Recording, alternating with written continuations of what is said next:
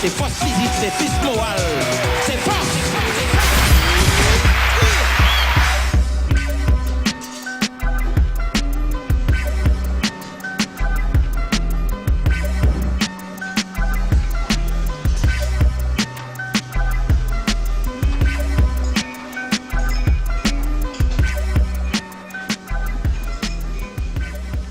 Finalement, s'il fallait retenir quelque chose de ces vacances, qu'est-ce que vous retiendriez, vous, de cette vie musicale et nocturne en Martinique, Malat, finalement? Qu'est-ce qui t'a le plus interpellé? Moi, ce qui m'a interpellé, c'est que, bon, on dira que rien n'est jamais joué d'avance. On ne peut pas dire quand une soirée va marcher ou pas. Et en l'occurrence, j'ai trouvé des fois très dommage que certains concerts n'aient pas attiré plus de public. Voilà, il y a ça d'une manière générale. Alors, tu penses à quoi en particulier? D'une manière générale, on va dire les musiques un petit peu avant-gardistes. Moi, je pense à un groupe qu'on appelle Urban Troubadour. Et non, nous ne sommes pas au festival Big in Jazz, mais au showcase du groupe Urban Troubadour. Or, l'accès s'y est rendu, contrairement au public. C'est pas trop frustrant de chanter devant une audience clairsemée? Non, pas du tout. On sait qu'on est venu pour pouvoir faire découvrir la musique, donc peu importe. L'important, c'est de partager. Donc, qu'il y ait 2 ou 3 personnes, 10 000, ce sera la même chose. Qui est un mélange d'influences. Bon, je trouve que le public n'a pas suffisamment découvert ce groupe-là. Et puis souvent, dans le milieu reggae dancehall, c'est vrai qu'on a l'impression que les artistes, qu'on a habitué le public à voir ces artistes-là gratuitement, c'est-à-dire des spectacles en plein air. Et puis donc, c'est regrettable que certaines salles ne soient pas remplies. Donc, c'était le cas, par exemple, de Yemonse.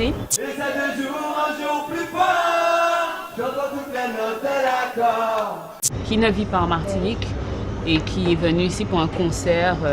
Alors comment t'expliques ça, justement, le fait qu'on ait des artistes qui s'expatrient, qui reviennent de temps en temps pour se produire sur scène et qui finalement n'arrivent pas à fédérer là où finalement ils ont pris racine? Ça dépend en fait de l'effet de mode. C'est-à-dire qu'il y a des artistes qui sont partis, mais ils ont une actualité. Là, en l'occurrence, peut-être qu'il n'y a pas eu suffisamment de promotion autour d'un certain artiste. Et voilà, parce que bon, c'est pas valable. C'est pas valable pour tous les artistes. Quand on regarde Kalash, par exemple,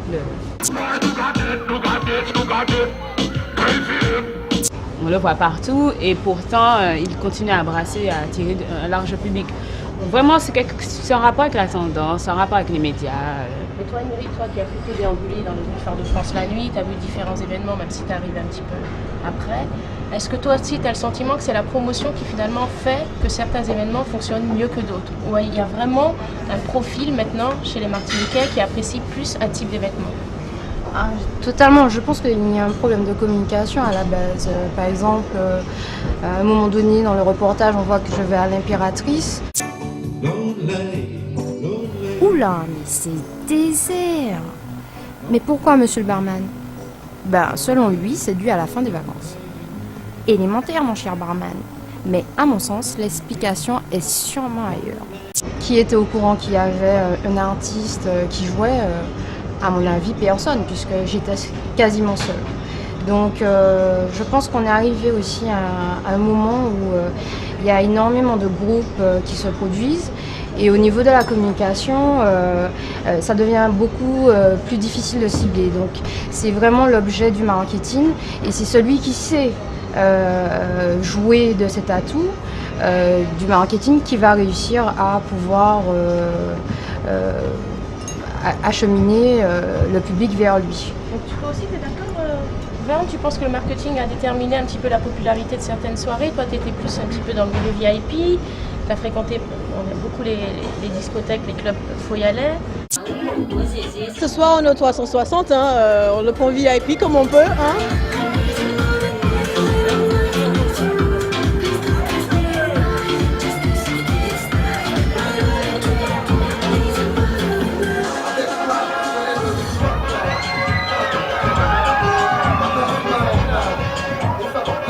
Tu trouves que c'est ça un petit peu qui ressort ou pas? Enfin, j'ai envie de dire que c'est vrai. Et là où je rejoins Malat et Ingrid, c'est qu'en fait, ça joue beaucoup. C'est un atout et j'ai envie de dire en même temps, c'est handicapant pour les autres. Mais là où ils arrivent à vraiment exploiter ces techniques qu'ils ont, c'est à cibler les jeunes qui sont un peu à la recherche d'autre chose que ce qu'ils ont ici. Et à partir du moment où on propose autre chose, on a l'impression que ça marche beaucoup mieux. Tu penses à quel type par exemple? Par exemple, bon, je vais faire un petit peu allusion à des soirées en boîte. Ah, c'est chaud. Mais vous les filles, vous en pensez quoi? Ça va super et tout, bonne compagnie, soirée super sympa, donc tout va bien. Nous passons de tout, nous passons toutes sortes de styles. Bon, c'est vrai qu'on passe un petit peu plus d'international, mais les gens aiment beaucoup l'international. On essaie d'éduquer les gens à avoir toutes sortes de couleurs musicales. On a vu des DJ qui, soi-disant, sont venus d'extérieur, alors qu'ils ne sont pas forcément d'extérieur. Mais bon, c'est une façon de jouer un peu sur les images, sur les choses, pour faire attirer du monde. Voilà. Ce qui vient de l'extérieur, voilà, c'est très vendeur. Exactement. Et pourtant, effectivement, on a ce sentiment-là peut-être en Martinique, mais on était dimanche soir à 2 soirées. Et là, on n'était pas à Fort-de-France, on était en commune, notamment à Saint-Aubin. Il y avait à Sainte-Marie, il y avait toute la section Zout, à Malat, on y était. Après, on a continué vers Pré-Orange. Là, c'était Jean-Philippe Martelly en live. Et on avait une catégorie. Alors, c'était phénoménal. Oui, la preuve que 100% Zouk. Donc voilà, donc c'est la preuve que ça marche. Ça marche. Et d'autant plus qu'on avait une nouvelle génération Zouk, que bon, peut-être certains ne connaissent pas, et qui arrive à fédérer plusieurs milliers de personnes. Donc aujourd'hui, est-ce qu'on peut dire vraiment, comme on a pu l'entendre, parce qu'on a l'impression qu'on a finalement 2 mondes parallèles en Martinique, je ne sais pas si vous avez constaté, est-ce que la vie nocturne et musicale à Fort-de-France reflète ce qui se passe dans le reste de l'île? Moi, c'est la question que je vous pose. Finalement, c'est un microcosme qui donne l'impression de donner le pouls en fait, de toute la Martinique, alors qu'en réalité, il y a une majorité de personnes qui viennent d'ailleurs, de partout. Et finalement, moi, ce que tu m'as dit, ça m'a interpellée. On n'est plus finalement dans un monde musical, artistique, on est vraiment en plein dans un monde de communication. Parce que si on regarde bien les événements où on a été, c'est des événements qui ont été assez médiatisés. Je pense que le zouk n'est pas mort. Je me demande si la plupart des Martiniquais en pensent autant.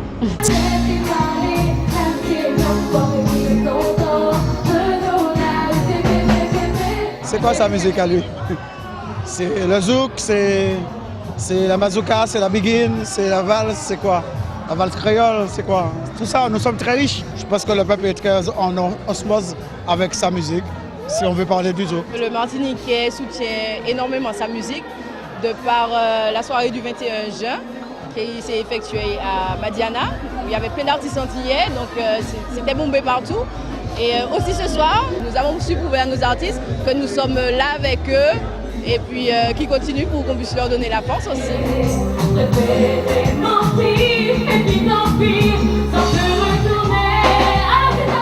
Je suis fan du zouk. Je suis 200% zouk. On privilège plus les autres pays que la Martinique. C'est dommage. Il faudrait d'abord mettre ce qui est dans notre pays en avant. Pas que le zouk et le raga, bien que les zouk et le raga, je leur donne la force, tant mieux pour eux. Mais tout ce qui est tambour, biguine, mazouka, ce qui a fait vraiment de nos parents, ceux qui sont aujourd'hui de la Martinique, on ne met pas ça en avant.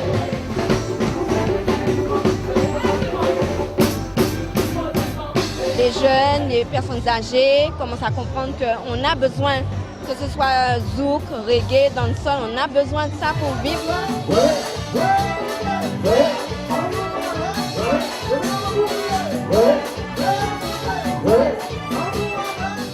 Je pense qu'en ce moment, les gens cherchent à le redécouvrir.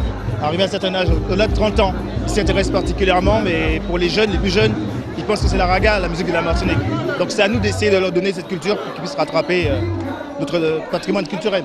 Ce qu'on a vu là, ce fameux dimanche soir, mais c'était il y a quelques jours, là, dimanche, ça me rappelle, moi, les années 80-90 où tu faisais des kilomètres pour te garer, pour aller en boîte. On voit ces événements-là tellement rarement aujourd'hui, je sais pas, enfin moi c'est le sentiment que j'en ai. C'est pas votre cas, vous? On va dire que plus les lieux se multiplient, plus l'offre finalement se parcellise. Comment dire, les publics, les différentes tranches de public ont des affinités et il y a des événements, des styles musicaux qui font encore grand public, comme le zouk. Mais est-ce que le style R&B, hip-hop, tout ça, ça concerne la masse? Comme tu disais, dans les années 80, on avait l'impression, en 90, qu'on faisait des queues et il y avait énormément de trafic pour aller dans une soirée. Ça arrive toujours au niveau du carnaval, par exemple. moins maintenant peut-être au niveau des vacances. Mais comme je le disais tout à l'heure, avant il y avait un événement précis et tout le monde, je me rappelle quand Taxi Créole allait sur Trinité, on prenait les embouteillages pour arriver et voir Taxi Créole à Trinité. Là maintenant, il y a énormément d'événements, donc on est un peu perdu. Il y a de la place pour une nouvelle génération. Effectivement, le truc c'est élargi parce que notre jeunesse elle a aussi, comme nous, on a eu nos influences reggae de Bob Marley. Aujourd'hui, ils ont une influence dancehall. C'est inéluctable. En plus, leur dancehall n'est pas un dancehall jamaïcain, c'est un dancehall local. Le underground martiniquais, c'est un underground purement martiniquais. Quand on écoute Paillé, Lieutenant Val et toute la bande Armada, c'est du local. Et ils sont prêts à consommer leur musique. Heureusement d'ailleurs, mais même on l'a vu aussi sur Fort-de-France, il y a des événements de qualité. Je pense au spectacle auquel tu t'es rendu, là, au Parc Floral. 2 pas de Bel Air et hop là, direction le Grand Carbet du Parc Aimé-Césaire pour un voyage à travers le temps. Nous sommes retournés dans les années 20 ou quoi? Ah ben voilà, un petit moment plaisir. En fait, il s'agit du premier spectacle d'Annie-Laure Carole, l'élève studieuse du regretté Barrel Copé.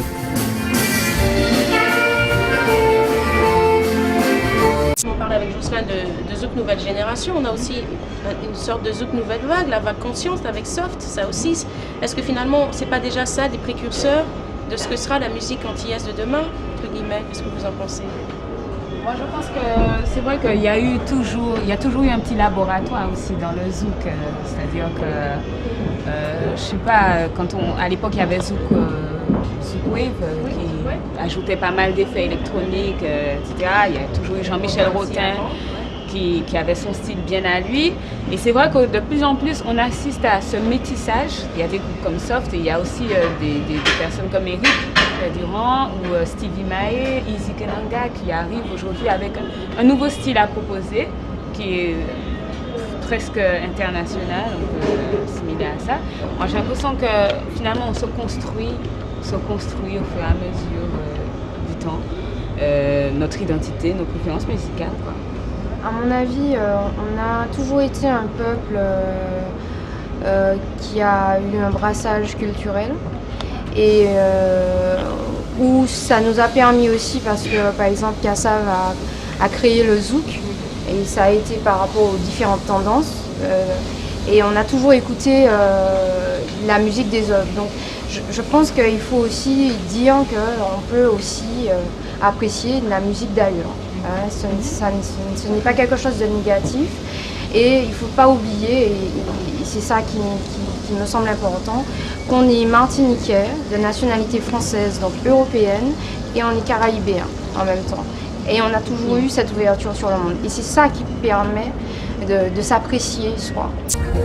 Il est super sympa ce marché. On a plein de produits, des produits locaux. Beaucoup de vêtements, mais moi je suis une gourmande et j'adore ce que je vois là.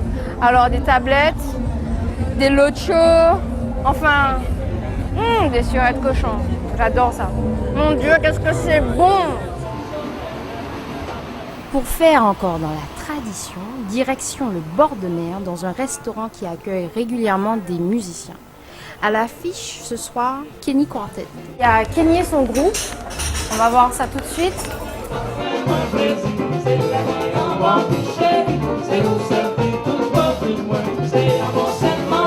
Moi, ce que j'ai ressenti au niveau de la ville de Fort-de-France, c'est que c'est une ville très riche.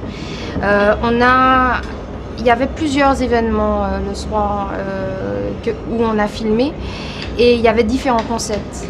Et en fait, c'est éclectique. Justement, il me faut aller faire un petit tour en Fort-de-France. Donc les filles, amusez-vous bien. Et puis je vous laisse. Ok. Bonne soirée. Bye. Ciao. Ah bah tiens, il y a Nessie qui nous rejoint. Nessie, tu nous rejoins maintenant. Ça va? Ça va et vous? Ouais. La lettre T était à l'honneur mercredi 21 juillet pour la clôture du 39e Festival de Fort-de-France avec Admiralty et T-Vice.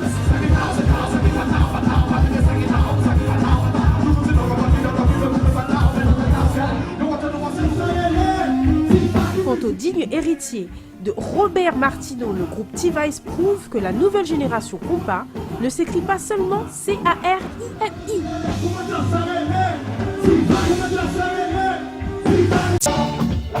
jour dans les jeudis de Madiana, nous avons pu assister à la rencontre entre le zouk fondamental et le zouk métal. Pipou a donc partagé la scène avec Bamboulaz et le public a su lui donner la réplique.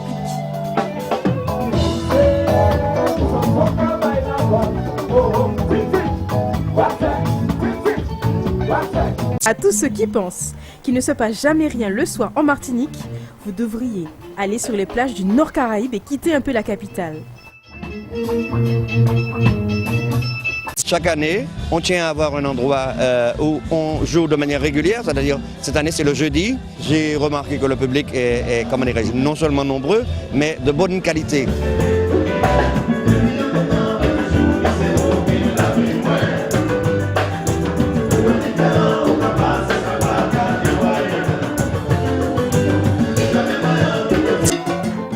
Jeudi, c'est le groupe Salsa Bor, le fameux groupe de salsa qui a chauffé la salle et le cœur de certains Martiniquais.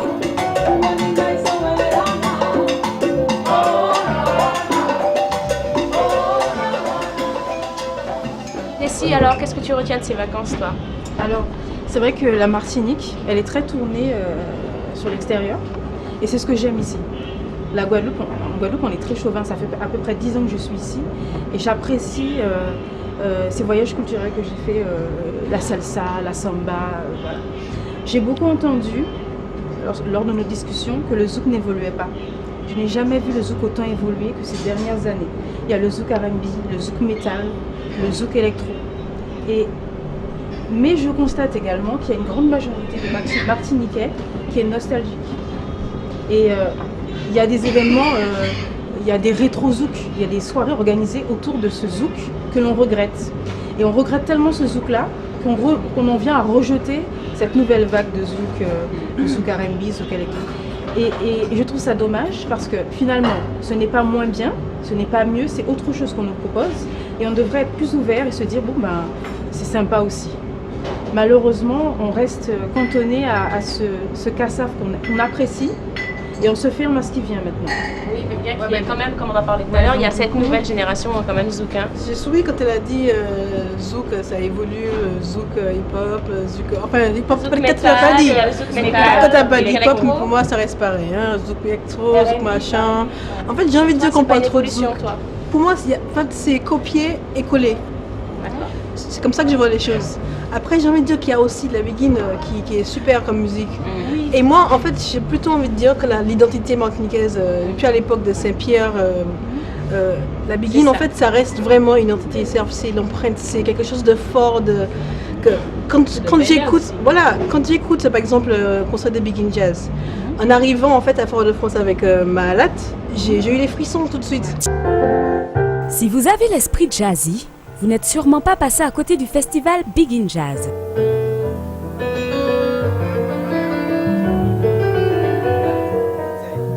Le festival Begin Jazz, c'est 4 rendez-vous décentralisés.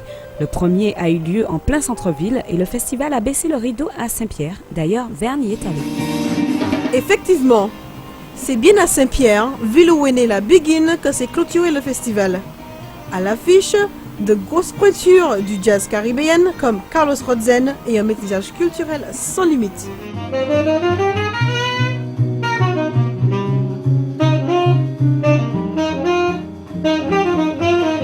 Et pour clore ce festival en toute beauté, le groupe Saké Show a su mettre le feu.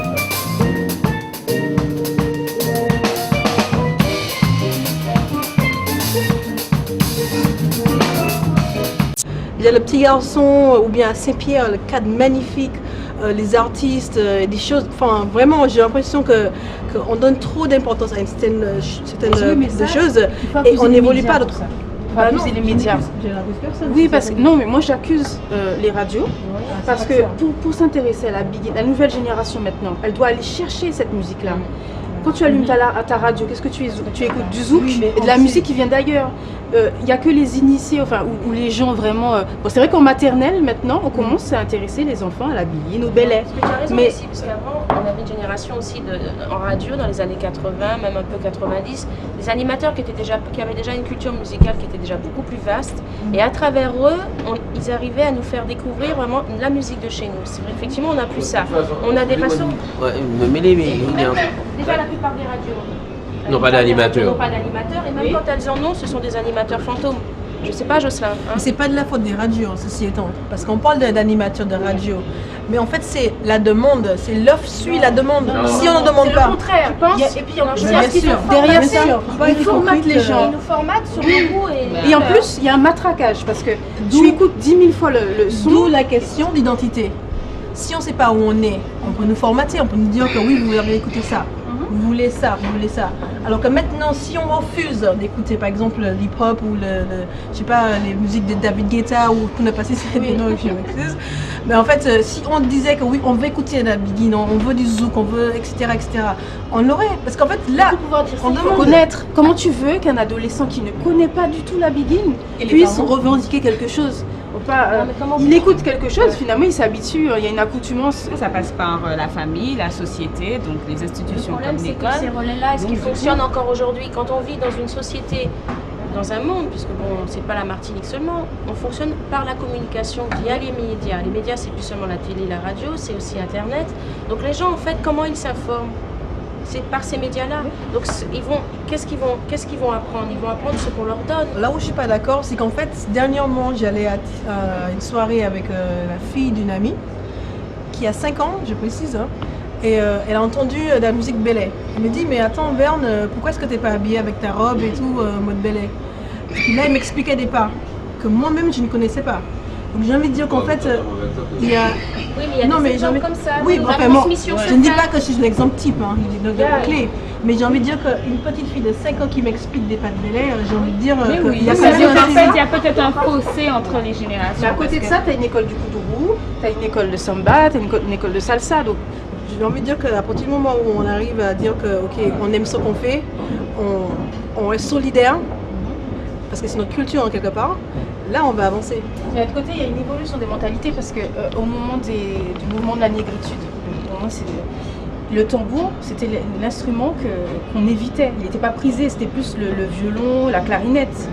On n'a plus ces problèmes-là maintenant. Au contraire, on revient au tambour, on revient. Et ce que tu dis, Nessie, pour moi, c'est primordial parce que finalement, si les tambours ont pu descendre des morts dans les années 70-80 pour arriver dans la ville, c'est parce qu'il y avait une volonté politique, culturelle bien définie. Je veux dire, on peut avoir une transmission de la culture qui se fait par la voie familiale et encore, on peut aussi avoir des radios qui jouent le jeu. Mais ce qui était prédominant à l'époque, c'est que justement, il y avait ce relais politique en la personne de Messisère et notamment dans la constitution du CERMAC. C'était ça, finalement, la raison d'être. Donc finalement, est-ce que, on en revient à ça, est-ce qu'avant tout, pour toute chose, même pour notre musique, s'il n'y a pas de volonté vraiment au niveau politique, est-ce qu'on peut donner une existence réelle à notre culture, même à un rayonnement extérieur? C'est la question que je me pose. Pour un petit peu rebondir, mais sans aucune comparaison possible, c'est sûr que s'il n'y avait pas une volonté politique dans les années 70 menée par Aimé Césaire pour faire émerger la véritable culture martiniquaise, notamment avec le CERMAC, qui pour moi reste un des seuls vrais projets culturels de ce pays depuis toujours, eh bien, on n'aurait pas eu l'émergence du zouk, on n'aurait pas eu du kassav, on n'aurait pas eu du tifé, et on n'aurait pas eu aujourd'hui une espèce de revendication de zouk acoustique comme on l'entend aujourd'hui, et puis tout ce qu'on a autour du Belay. Ça, c'était juste pour essayer de conclure cette émission. On a passé 4 semaines avec vous, et c'est dans cette même lignée qu'on a fait une émission qui s'appelle All Access, la Masterclass. C'est un petit peu simple de s'appuyer sur un concept qui, entre guillemets, fonctionne et donner une chance à une nouvelle génération de faire de la télévision, à Verne, Mahalat, Nessie, Ingrid, et aussi Loïc, Bosniak. On aimerait aussi remercier RFO, France Télévisions Martinique, qui a aussi pris ce risque de mettre une émission comme celle-là à 20h un samedi soir et se dire qu'on fait un exercice en temps réel. C'était compliqué, mais il faut le faire parce que si on veut faire face aux grands enjeux télévisuels de demain, on est obligé quelque part de former cette nouvelle génération. J'ai un coup de gueule personnel, je reproche aux radios aujourd'hui d'avoir de moins en moins d'animateurs parce que les radios locales étaient un vivier qui permettait l'émergence de toutes les personnes que vous avez connues en radio et en télévision venaient des radios locales privées. Ça va de Jérémy Edouard à Capitaine Joe, passant par Vincent Desagentes, Rodrigue et tous les autres. Et ça, on l'a perdu. Alors, on a fait la masterclass. Les gens que vous avez vus pendant ces quelques semaines, peut-être que ce sont eux qui feront la télévision de demain. Et rester nous-mêmes avant que la falsification de l'histoire ne devienne une référence. Ça, c'est le plus important pour nous. Et puis, nous, on va continuer dans notre Black Cartel à faire ce boulot comme un acte de résistance. On se retrouve certainement dans All Access, la masterclass, peut-être avec une autre équipe. On ne sait pas, peut-être que ceux-là, entre-temps, ils seront sur d'autres projets. Et puis, j'espère avec peut-être les mêmes.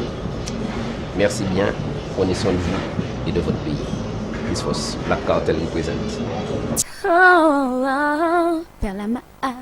Je peux commencer, c'est bon? Tu m'as dit quand ça tourne? Et j'ai pas une sale gueule là, la caméra là? Ah, ça tourne. Bonsoir. Il n'y a pas de bonsoir. Yeah.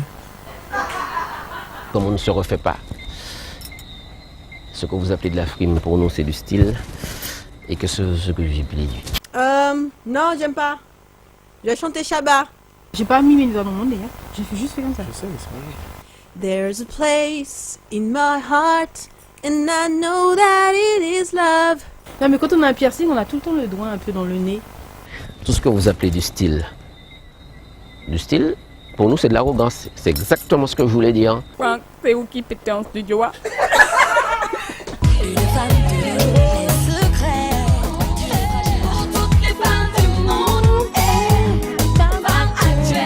Et les filles, vous arrêtez de faire les andouilles.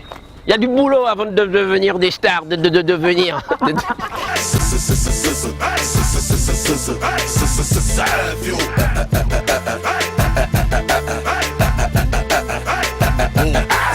Arrêtez, ça suffit. Et sortez dehors. Allez, laissez-moi poser tranquillement. Deux pas de billets et hop, la direction. Le grand quartier du parc MICD. Ouais, c'est Franck qui pétait là encore. La télévision, c'est jamais que du spectacle. Tout ce que vous avez de la frime, nous on appelle ça du style.